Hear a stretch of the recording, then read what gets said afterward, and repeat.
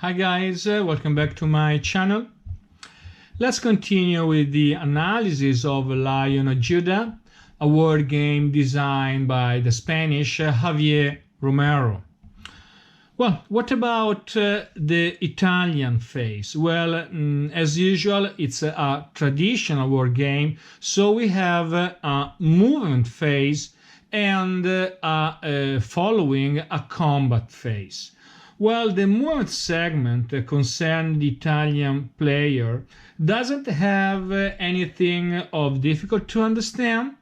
Please remember that before moving, you have to check the supply status for all units. Now on the screen you can see the several steps that make up the movement segment, and after having checked the supplies, well, you have to simply move the units. Well, in our example, I have to flip to full strength some units. Let me do that. Well, so I have already moved 2 Italian stacks.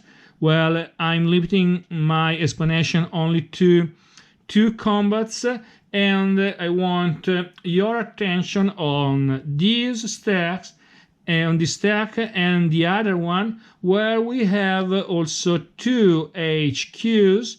Well, Italian HQs, well, by considering these HQ, at the moment, this HQ, well, is in its combat mode, but please remember that you have also a movement mode of 4 axes. Obviously, you have to use a track to move an HQ, but when the HQ is in movement mode, well, the HQ cannot support some following combat. So at the moment, well, the HQs are on their combat mode, and they are attacking these 2 stacks of Ethiopian units. Please remember that you have the terrain effects charts to read and to see, but I repeat, by considering this phase, we don't find anything of new. It's a traditional word game, so it's enough to read carefully the terrain chart and then move your units. I have already moved my Italian division, and I'm going to attack, I repeat, these 2 Ethiopian stacks. Well, please remember that I want to show that, well, before, when you are placing the Ethiopian units, well, the Ethiopian units are shown on their unknown phase. When they are involved in combat, you have to flip them, and you can reveal their real strength.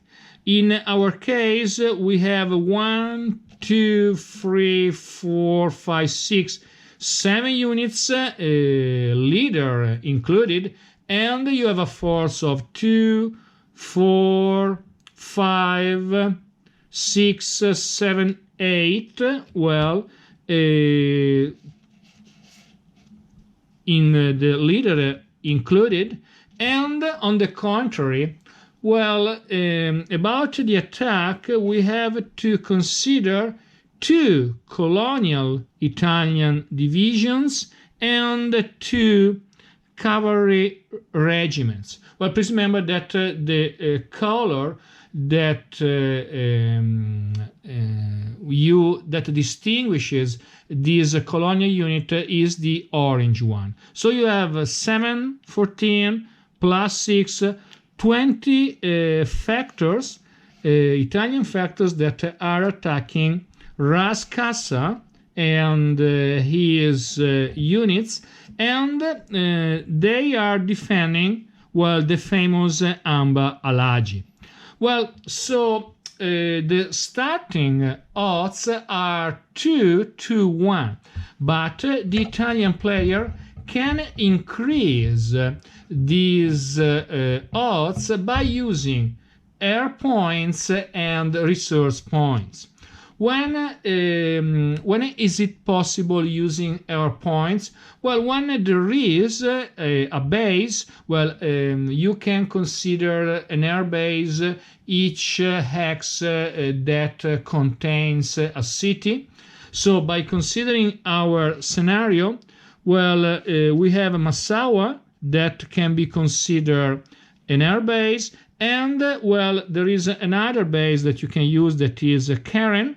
So I'm placing these two planes on these two hexes. Please remember that the range is 4.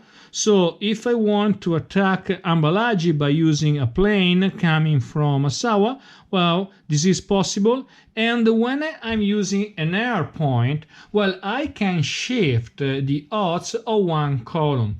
So a 2-1 can or could become a 3-1, but I have to roll a die and I have to read, I have to consult the R support chart, that is the rule 10.1.3. Well, and you can see now this chart on the screen, and you have to roll a die. Well, I'm going to roll a die. Well, let's roll it. I get 1, and when you get 1, well, unfortunately, well, you don't have any effect, and you have to place back your plane on the committed box. So at the moment the odds are always 2-1, but there is another possibility that the Italian player can exploit when he wants to increase the columns. And well, this possibility is given by the resource point. At the beginning of this scenario, the Italian player has immediately 6 resource points, but these resource points are available each turn, and you can see them by considering the reinforcement. Well, for example, at the turn 2 you have 5 resource points, etc. 3 turn, well, other 5 resource points. So you have a lot of resource points to increase the possibilities of inflicting losses to the Ethiopian player. So let's use these resource points.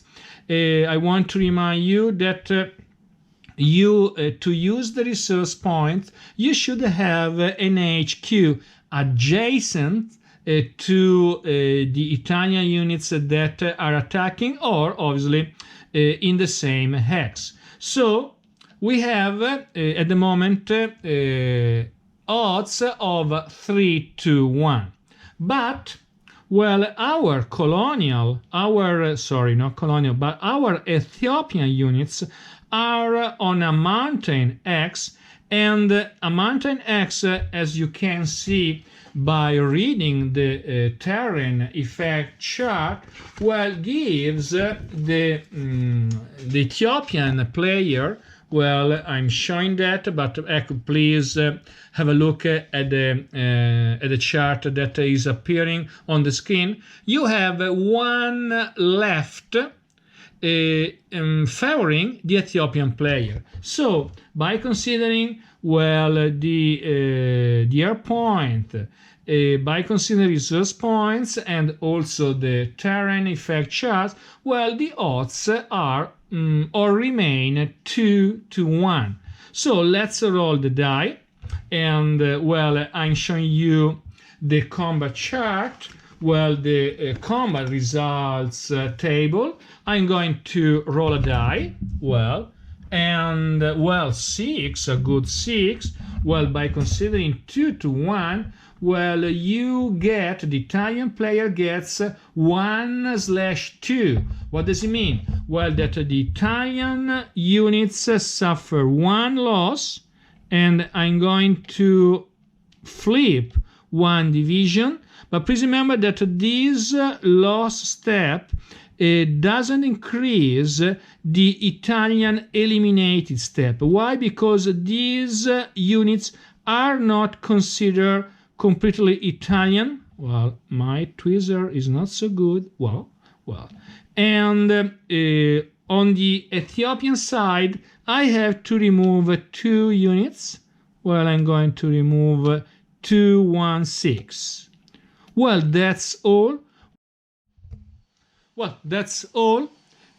I'm closing the video, and stay tuned for the coming soon video concerning the movement and combat Ethiopian segment. Thank you for your attention, and hope to see you soon. Bye.